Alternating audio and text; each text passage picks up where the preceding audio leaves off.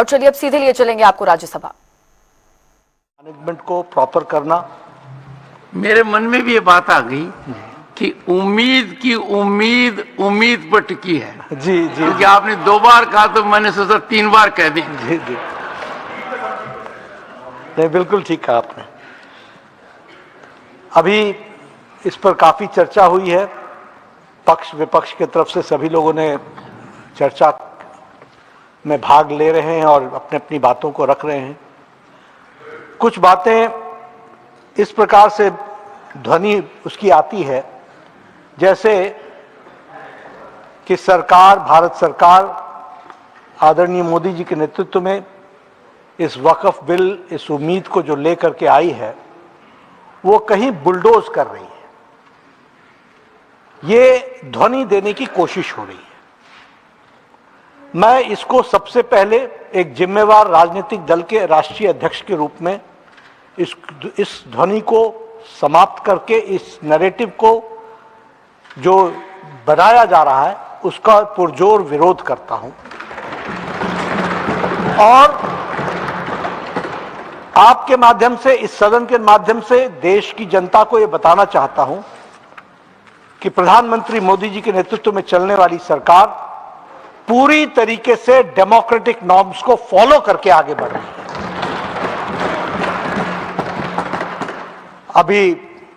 अब मैं प्रोसेसेस की बात करूं, नासिर जी ने उसके बारे में चर्चा की है, मैं भी उस पर चर्चा करूंगा। लेकिन जॉइंट पार्लियामेंट्री कमेटी, आपने कहा हमने जॉइंट पार्लियामेंट्री कमेटी बनाई 2013 में। इसी वक्फ बिल की बात को जब जॉइंट पार्लियामेंट्री कमेटी बनी थी तो उसमें सिर्फ 13 सदस्य थे और नरेंद्र मोदी जी की सरकार में जो जॉइंट पार्लियामेंट्री कमेटी बनी उसमें 31 सदस्य थे, 31, जस्ट 1 3 and 3 1। आप समझ सकते हैं कि डेमोक्रेटिक नॉर्म्स को फॉलो करने के और क्या पैमाने हो सकते हैं, क्या मापदंड हो सकता है। सिर्फ यही कि आपकी बात मान ले तभी हम डेमोक्रेटिक हैं। वाद विवाद तर्क पर होगा या कुतर्क पर होगा या जबरदस्ती होगा, हमें इस बात को समझने की आवश्यकता है। मैं यहां यह भी कहना चाहूंगा कि जॉइंट पार्लियामेंट्री कमेटी की 36 मीटिंग्स हुई।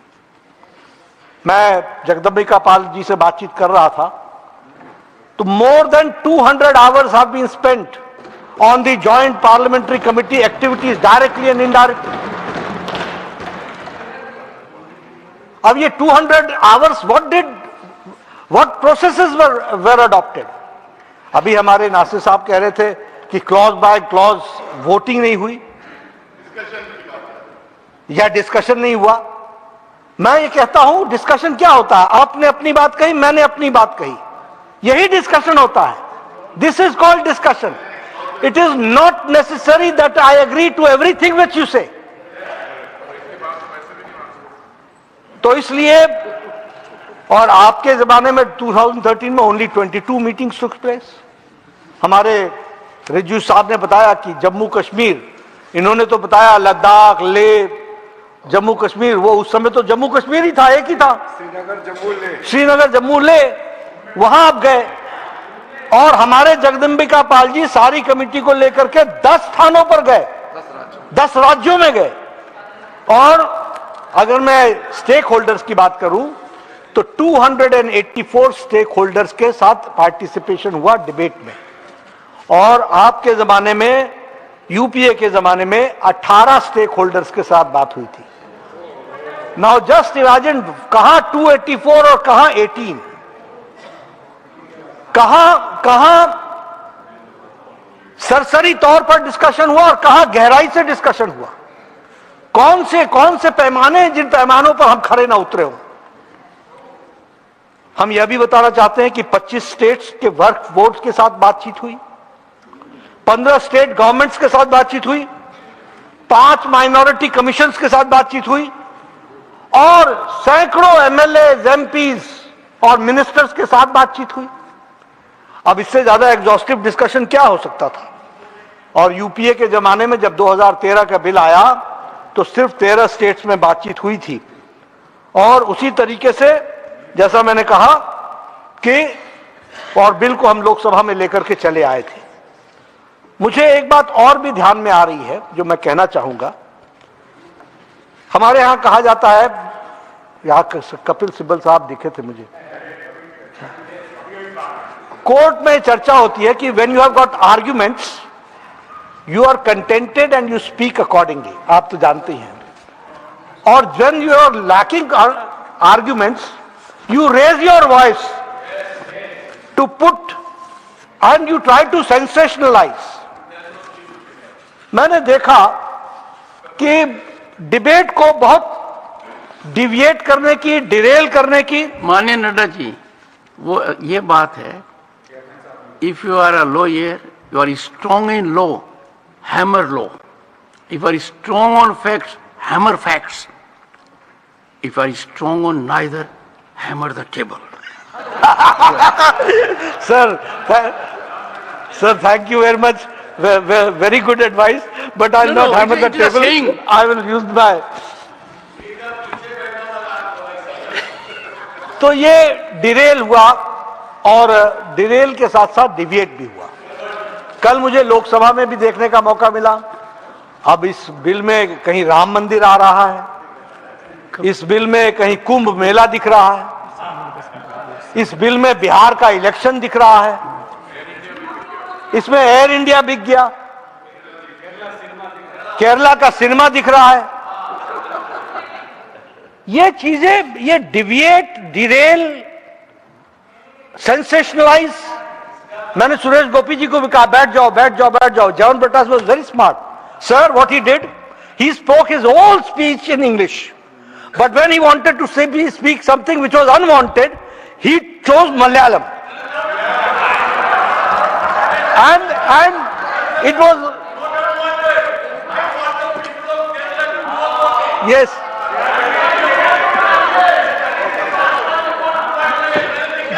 John Britas, yes, nahi, legally you are sound, John Britas, nothing, legally you are sound, but I have said it is a smart move. Yes, smart move. You wanted something to be told to this house and you wanted something to be told to the Kerala people. So that smartness. It's a compliment.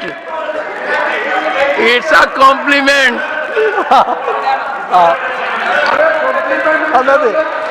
And whatever he spoke in Malayalam, had nothing to do with the bill. Had nothing to do with the bill.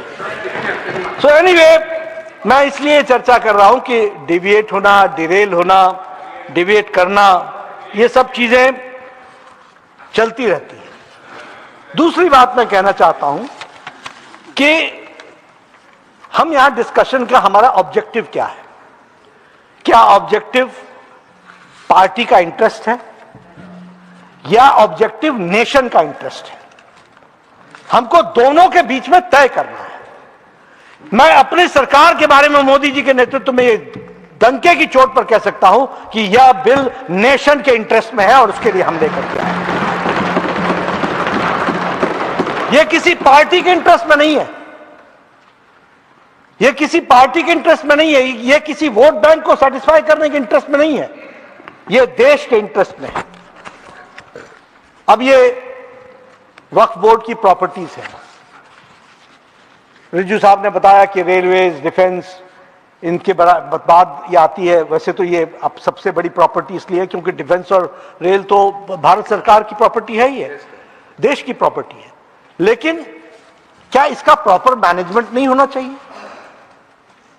क्या इसमें कोई ये कोई कुतर्क है क्या? और इसीलिए checks and balances, prevent misuse, property and powers जो इसमें से डिराइव होती हैं, जो 2000 अमेंडमेंट में असीम हो गई, क्या उसमें चेक्स एंड बैलेंसेस नहीं होनी चाहिए? आप बताइए, वो अकाउंटेबल नहीं होने चाहिए क्या? क्या वो जवाबदेह नहीं होने चाहिए क्या? क्या वो भारत की जनता और मुस्लिम बहनों भाइयों के लिए जवाबदेह होने चाहिए कि नहीं होने चाहिए? यह बिल सिर्फ उसको अकाउंटेबल बनाने का प्रयास कर रहा है। इस बात को हमको समझना पड़ेगा। दूसरी बात, आप तय कर लीजिए, मुझे उसमें कुछ कहना नहीं है, क्योंकि मैं इस फोरम पर जहां बिल की बातचीत चलती है वहां मैं कोई राजनीति लाऊं, इसकी आवश्यकता नहीं है, लेकिन फिर भी मेरे मन में है, इसलिए मैं कहना चाहता हूं। प्रधानमंत्री मोदी जी ने सबका साथ, सबका विकास, सबका विश्वास, सबका प्रयास, इस मंत्र को लेकर के वो चले हैं, और चले नहीं है, इसको उन्होंने पूरा किया है। राधा मोहन जी ने बताया, प्रधानमंत्री गरीब कल्याण अन्न योजना से लेकर के, आवास योजना से लेकर के, शौचालय से लेकर के, कभी नहीं देखा कि ये फॉरवर्ड को मिला, बैकवर्ड को मिला, मुस्लिम को मिला, क्रिश्चियन को मिला, किसको मिला? जरूरतमंद को मिला है और देश की जनता को मिला है, इसकी चिंता की। अब इससे ज्यादा मेन स्ट्रीमिंग क्या हो सकती है? और इसीलिए जब मैं इसकी बात कहता हूं तो मैं ये भी कहना चाहता हूं कि हमें वोट बैंक पॉलिटिक्स के इंटरेस्ट से बाहर निकल करके नेशनल इंटरेस्ट में इन बातों को समझने की आवश्यकता है। अभी मैं यहां यह भी कहना चाहूंगा कि आप तय करें, मुझे उसमें कहने की बात नहीं, हम मेन स्ट्रीमिंग की बात कर रहे हैं। इस देश में कोई भी किसी कलर में ना देखा जाए, सबका विकास हो, सबका प्रयास हो, सबको साथ लेकर के चले। इसीलिए हम लिप सर्विस नहीं करते हैं, हम रियल सर्विस करते हैं। We do the real service. हम लिप सर्विस कर रहे होते हैं। मैंने आपको सारी योजनाएं गिनाई, ये सारी योजनाओं से राधा मोहन जी ने बताया 30% मुस्लिम भाइयों का लाभ हुआ है, इसमें से 35% उन्होंने लाभ लिया है, 35 हमने कभी इसका डंका पीटा क्या? नहीं, मेन स्ट्रीमिंग कर रहे हैं। मैं जानना चाहता हूं कि पिछले 70 साल किन लोगों ने उनको अलग रखा है? किन लोगों ने अलग रखा है? किन्होंने उनको डरा के रखा है? किन्होंने उनके साथ अलग व्यवहार करने की बात की है? ये polity, this polity has to be understood, and I will tell you 50 years later, 100 years later, we will not be there. But the course of action which we take today, that is going to make India stronger, that we have to understand. और आपने 70 साल का experiment करके देख लिया। 70 साल का experiment आपने करके देख लिया, बांट करके देख लिया, वोट के पीछे पढ़ के देख लिया। 2013 का अमेंडमेंट ला करके भी 2014 में वहां बैठने के लिए मजबूर हो गए। इससे काम नहीं चलने वाला।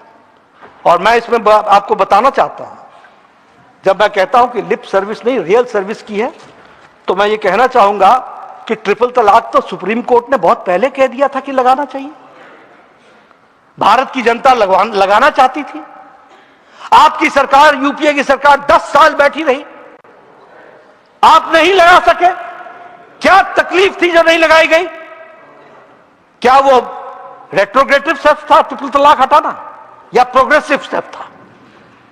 हमारे नासिर साहब कहते हैं कि we would not like to remain second grade citizen. You made the Indian Muslim ladies second grade citizens, you made it second grade citizens.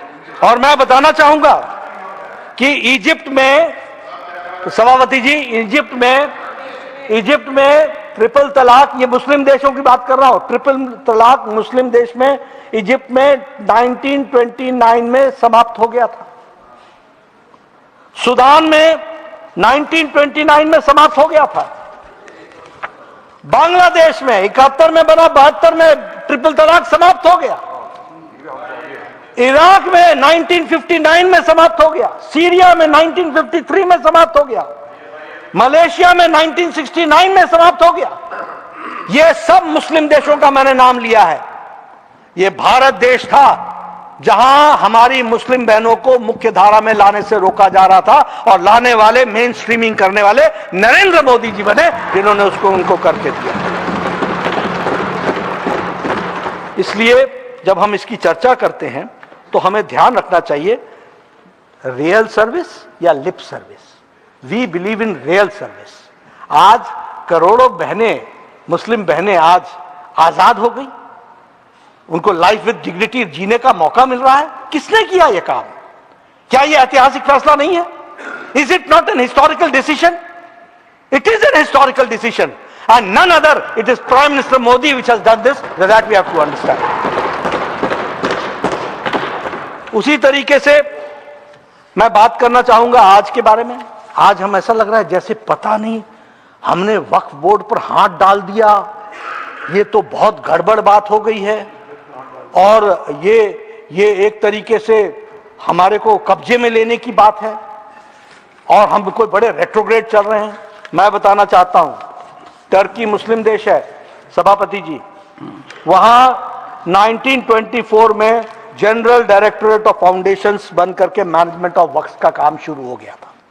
It is a Muslim country Turkey, 1924, और वहां पर टर्की में all Waqf properties were brought under the control of the state for their better management and transparency. When did they do it? 1924.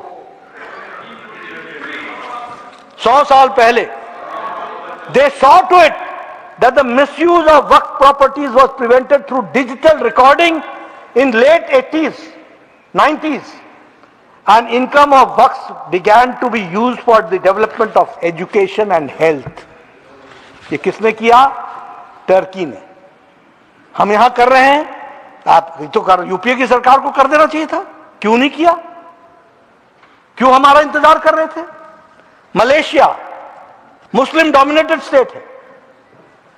In Malaysia authority of waqf management, वहां क्या बोलते हैं? State Islamic religious council, state चलाता है। और Malaysia began using modern technologies, financial models to improve the waqf management, उन्होंने भी शुरू कर दिया। वहां उन्होंने नई बात शुरू कर दी, waqf shares. Waqf shares were implemented which increase the community participation and the rise in the waqf income. सब कोई प्रोग्रेसिव तरीके से चलने की प्रयास कर रहे हैं। Transparency and accountability was ensured and digital database of waqf properties through geo mapping, यानी ये भी मलेशिया में भी जियो मैपिंग और डिजिटलाइजेशन से प्रॉपर्टी को उसको देखा जा रहा था। Saudi Arabia, reforms were made in Saudi Arabia in 2016 and the management of the waqf, और वहां पर सऊदी वक्फ अथॉरिटी बनाई गई which was established and new policies were implemented to make the waqf properties more economically beneficial. Economically कैसे beneficial हो सकते हैं, और the waqf income was use to empower the religious and educational and social services. ये Muslim देश जब वक्फ को सरकार कब्जे में लेकर के जब उसका मैनेजमेंट कर रही है तो कोई तकलीफ नहीं हो रही है।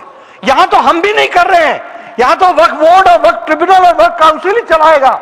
हम तो सिर्फ उनको नियम के अनुसार लाने का प्रयास कर रहे हैं ताकि वो अकाउंटेबल हो सके, उस तरीके का हम प्रयास करें। Indonesia again a Muslim dominated country.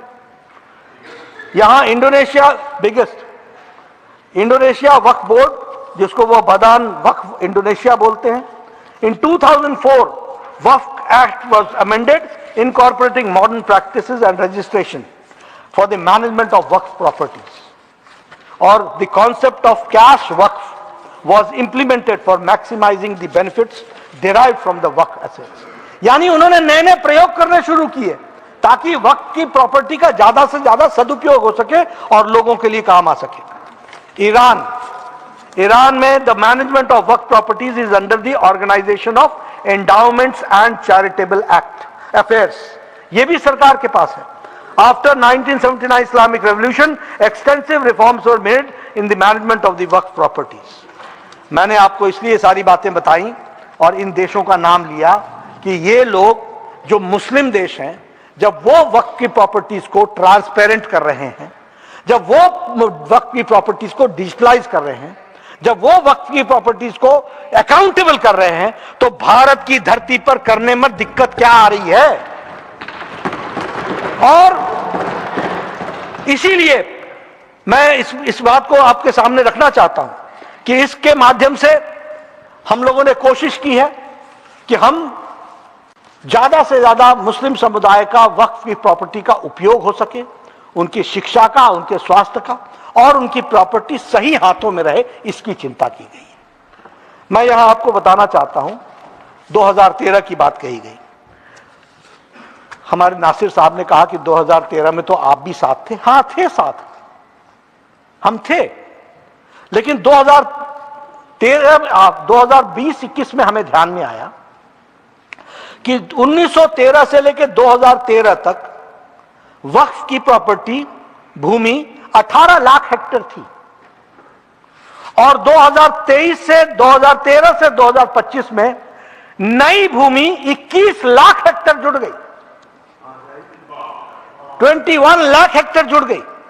और इसका दुरुपयोग ना हो, हम नहीं कहते, हम we are not taking your land, ये 21 लाख भी तुम्हारी और 18 लाख भी आप ही का, लेकिन इसका दुरुपयोग ना हो, इसलिए हमने ये तय किया कि इसको बिल ला करके जो एक्ट में 2013 में जो चीजें मिली हुई थी उसमें कुछ ना कुछ परिवर्तन करना आवश्यक होगा। It will be necessary and law is an evolution, the implementation itself is an evolution process through which it goes.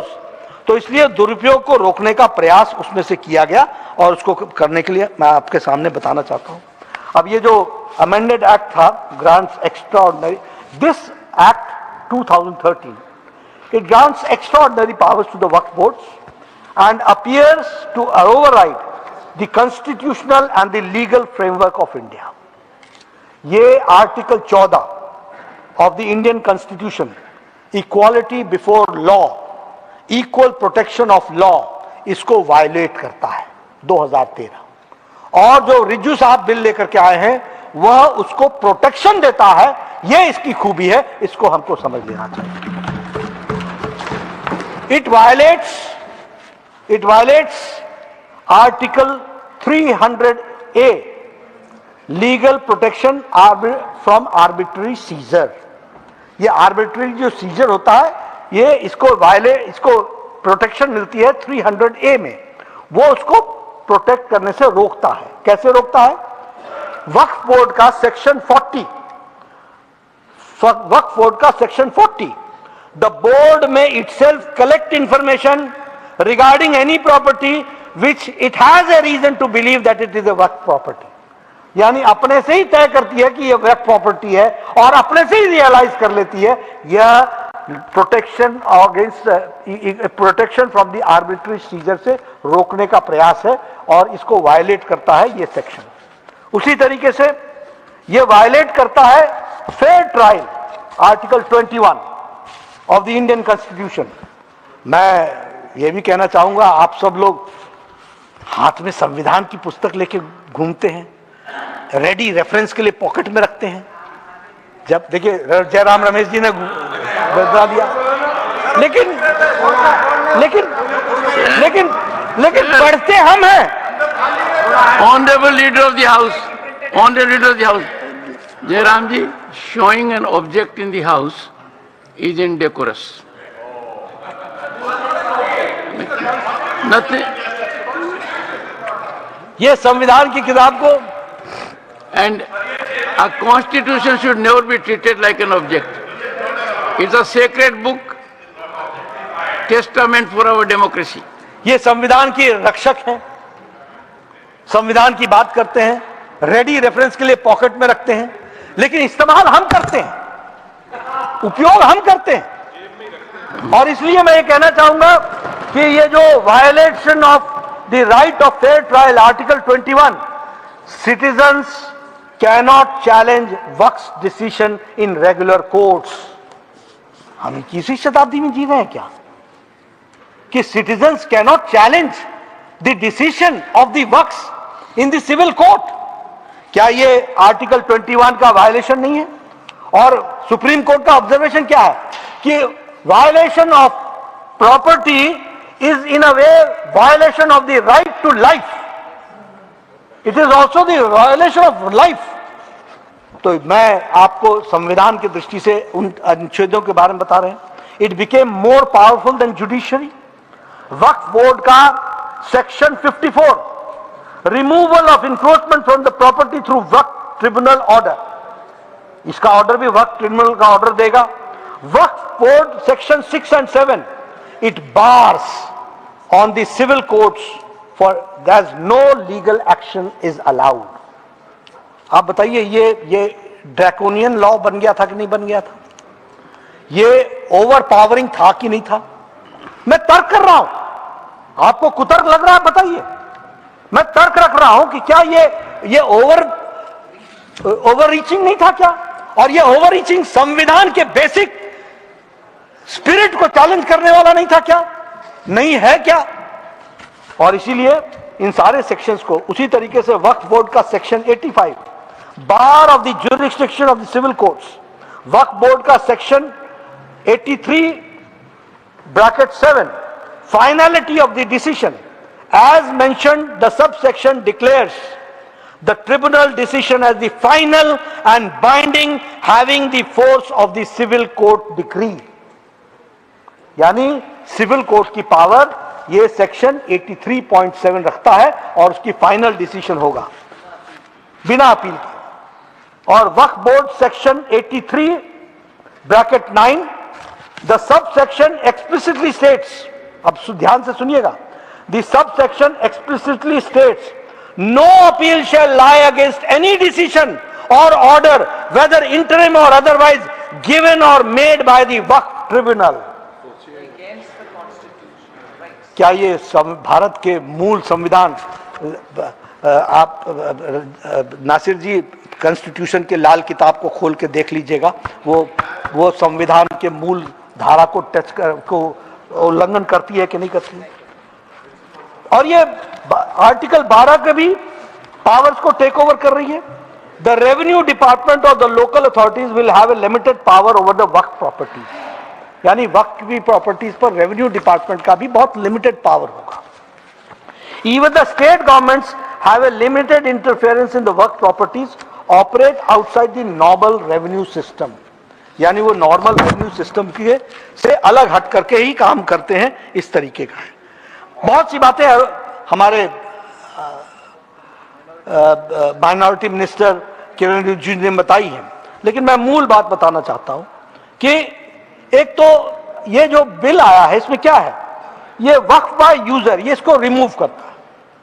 Waqf by user only declaration of endowment allowed and the donors must be practicing Muslims for at least 5 years। अब मैं कहना नहीं चाहता ये क्यों, इसके पीछे कोई मैं धार्मिक विषयों को छेड़ना नहीं चाहता, अनकंफर्टेबल बात नहीं कहना चाहता, लेकिन मैं इतना जरूर कहना चाहता हूं कि हां, जो देने वाला है वो जेन्युइन तो होना चाहिए ना, और उसकी जेन्युइननेस को देखने के लिए एक पैमाना ये है कि वो प्रैक्टिसिंग इस्लाम होना चाहिए। हमने सीसीटीवी का कैमरा तो लगाया नहीं है, वो बोलेगा कि हम इस्लाम मानते हैं, नमाज पढ़ते हैं, बहुत अच्छी बात है, वहां के मुल्ला बोलेंगे तो हो जाएगा। लेकिन फीमेल का इनहेरिटेंस को रोकना यह एक बहुत बड़ा रेट्रोग्रेटिव स्टेप था, उसको ताकत देना यह इस बिल का काम है, इसको हमको ध्यान में रखना चाहिए। मैं ये भी बताना चाहूंगा कि earlier anyone without any proper documents called on the property as the Waqf property, Waqf board made the claim on it, Waqf board उस पर क्लेम कर देता था। गवर्नमेंट प्रॉपर्टीज आइडेंटिफाइड एज वक्फ के सीज टू बी, हाँ मैं सब authenticate करूंगा, आपको मौका मिलेगा। 1 second, 10 सेकेंड। ये बार बार जो कहा जा रहा है कि वक्फ बोर्ड बिना डॉक्यूमेंट्स क्लेम कर देती है, हिंदुस्तान में कितने ऐसे प्रॉपर्टीज और कौन से वक्फ बोर्ड क्लेम है, प्लीज ऑथेंटिकेट कीजिए। Leader of the house, leader of the house. ये जेपीसी को जिसके ये भी सदस्य थे, जो 285 स्टेक होल्डर्स मिले हैं और जिन्होंने जो डॉक्यूमेंट्स दिए हैं वही रख दें यहां पर, तो वो ऑथेंटिकेट हो जाता है। We will authenticate 2000-year old temple they are claiming is in Waqf board property. How it is possible? हाँ? नासिर हो गया अब।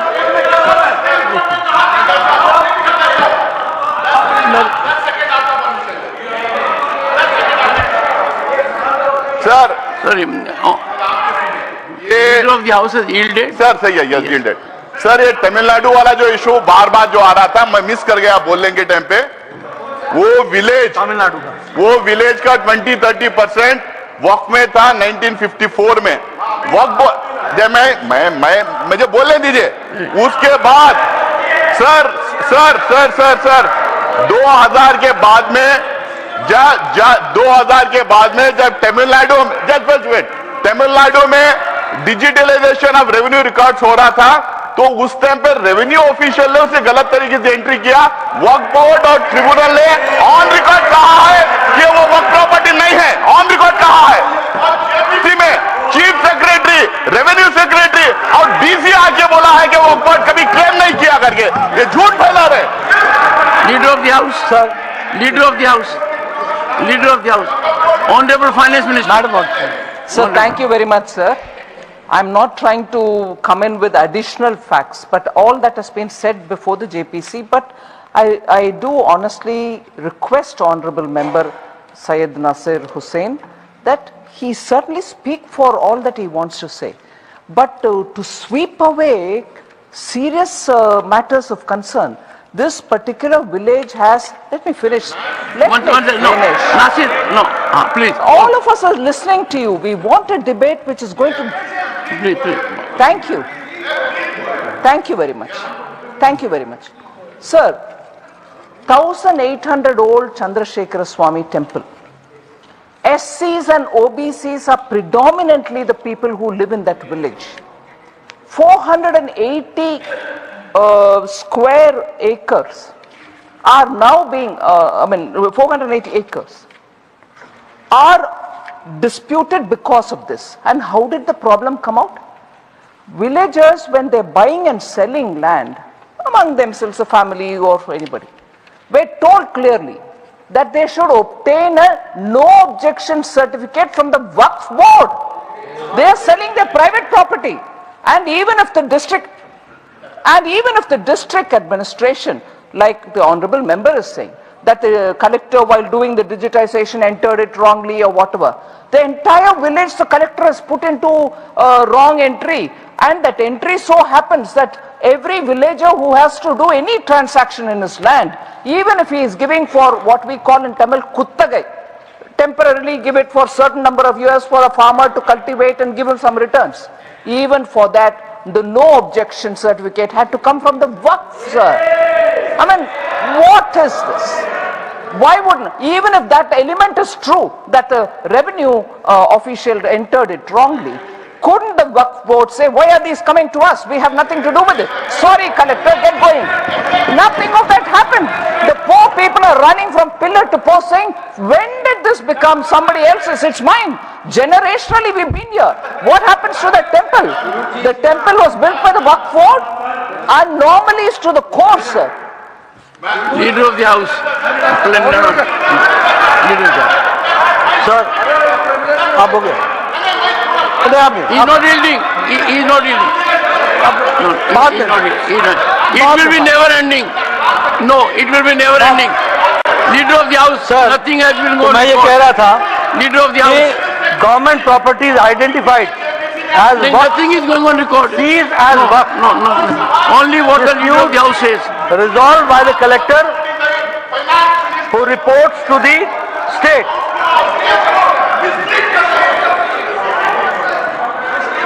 Government properties identified as waqf ceased to be waqf. Disputes resolved by the collector who reports to the state. अब ये जो bill है वो collector को ये ताकत देता है कि वह निर्णय करे कि यह प्रॉपर्टी किसकी है, इसका ओनर कौन है, और तब उसके तरीके से उसका उपयोग किया जा सकता है। और ये जो बिल है वो प्रॉपर्टी को असर्टेन करने का जो वक्फ की ताकत थी उससे रोकता है, और यह पावर कलेक्टर को देता है कि वो तय करे कि whether this property can be added into the उसमें रेवेन्यू रिकॉर्ड्स में ये प्रॉपर्टी वक्फ को दी जा सकती है कि नहीं दी जा सकती, इसका टाइटल वो तय कर सकता है। एक बात किरण रिजिजू जी ने क्लियर कर दी है, मैं खाली उसको रीइटरेट करना चाहता हूं कि ये जो हमारे मॉन्यूमेंट्स हैं और जो एएसआई के जो अधीन आता है वो, और जो हमारी ट्राइबल लैंड शेड्यूल 5 और 6 की, these land can not be brought into the Waqf property, इस बात को हम लोगों ने सुनिश्चित किया। और ये मुझे नहीं लगता कि किसी को इसके लिए एतराज होना चाहिए। ट्राइबल्स को संभालना, ट्राइबल्स की सैंक्टिटी को बनाए रखना, उनके अस्तित्व को बनाए रखना, ये हम करने का प्रयास कर रहे हैं। तो बिल का मूल मंत्र है कि ट्रांसपेरेंसी आए, अकाउंटेबिलिटी आए, और उसके साथ साथ स्ट्रिक्ट रेगुलेशंस के तहत इसको इंश्योर किया जा सके। अब वक्फ बोर्ड के पावर्स का मिसयूज कैसे हुआ? सितंबर 2024 में 25 राज्यों और केंद्र शासित प्रदेशों में वक्फ बोर्डों के आंकड़ा से पता चलता है कि 5,970 सरकारी संपत्तियों को वक्फ घोषित कर दिया गया। गवर्नमेंट प्रॉपर्टी वक्फ ने कर दिया घोषित। उसी तरीके से सितंबर 2024 को मिनिस्ट्री ऑफ अर्बन डेवलपमेंट ने उनके मंत्रालय में 108 संपत्तियां भूमि और विकास कार्यालय के नियंत्रण में है और 130 संपत्तियां दिल्ली विकास प्राधिकरण के नियंत्रण में है, और सार्वजनिक डोमेन में 123 संपत्तियां वक्फ संपत्ति घोषित की गई हैं। 123। उसी तरीके से कर्नाटक में 1975 से 2020 40 वक्फ संपत्तियों को अधिसूचित किया गया, जिनमें कृषि भूमि, सार्वजनिक स्थान, सरकारी भूमि, झीलें, मंदिर शामिल हैं। चाणक्य समय के मंदिर है सर, चाणक्य समय। अच्छा, इसमें अपना पराया नहीं है, इसमें अपने पराये की बात नहीं है, बात लॉ ऑफ द लैंड की है। आखिर कानून चलता कौन है, कैसे है, कौन चलाता है, कैसे चलता है, कैसे 40 प्रॉपर्टियां वो सरकारी संपत्ति वक्फ की हो जाती है, कैसे झील वक्फ की हो जाती है। ये मैं किसी पर एस्पर्शन नहीं कर रहा हूं, लेकिन मैं ये कह रहा हूं कि गलत चल रहा था, उसको हम ठीक करने का प्रयास कर रहे हैं, और उसमें कांग्रेस पार्टी को भी साथ देना चाहिए। अभी मैंने पहले कहा, in 2006 there were 4.9 lakh work properties which increased to 8.7 lakh properties. ठीक है, आप 4 लाख से 8 लाख आपकी प्रॉपर्टी हो गई। However, the total income which was 163 crores in 2013, that only increased after 2013 to 166 crore. 3 crore का ही मुनाफा हुआ, यानी 4.9 लाख वक्त प्रॉपर्टीज जो 8.7 लाख प्रॉपर्टी हो गई, उसकी कमाई 166 से 163 से 166 हुई। और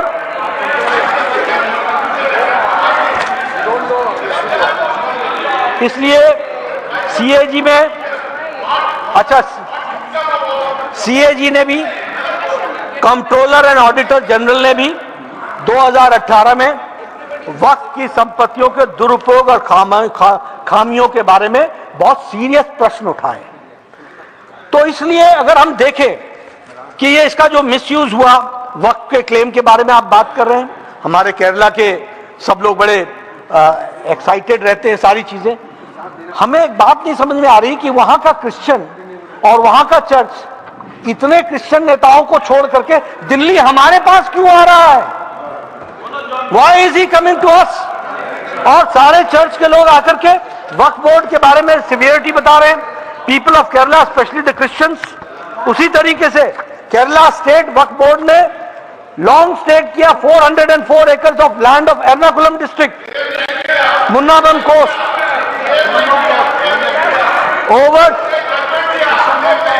over 200 families in Chavakar. Waqf board state the claim of their land. Dr. Nasir Hussain, please, no, nothing wrong, no.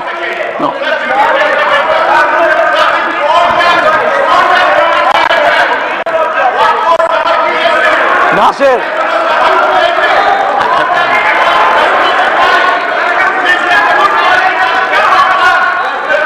Only what the leader of the house says will go on record. Nothing else. Leader of the House. Sir, Honorable Finance Minister. Sir, leader of the opposition in the morning very clearly said, when somebody is speaking, let's all listen. Of course, you're going to give each one of us. Of course, I'm taking. Yeah. And you are there to give us each one. There, my God.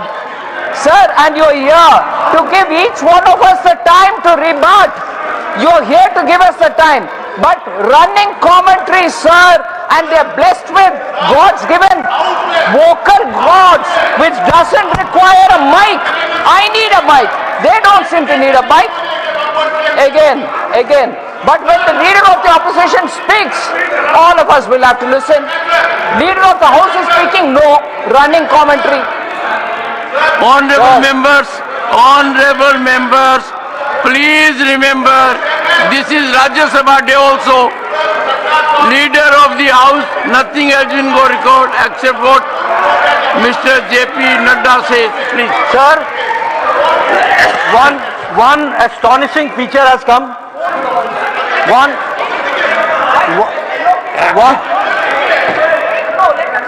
Sir, इसकी कोई कमी नहीं है. मैं patiently सबको सुनता हूं. इच्छा ये रहती है कि मेरे साथ भी पेशेंस रखा जाए तो अच्छा रहेगा. अभी सुनिए, वायनाड में